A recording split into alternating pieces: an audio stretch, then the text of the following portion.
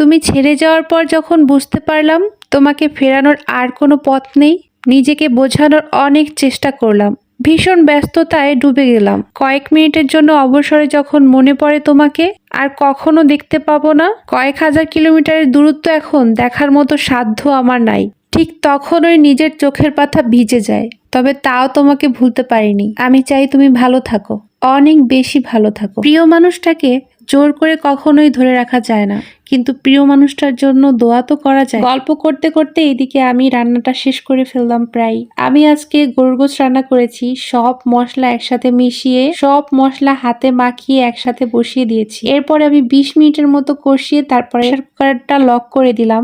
এরপরে 10-15টা সিটি দিয়ে নামিয়ে ফেললাম। এই তো হয়ে গেল। এরপরে সিদ্ধ হয়ে যাওয়ার পর আমি আলু দিয়েছি।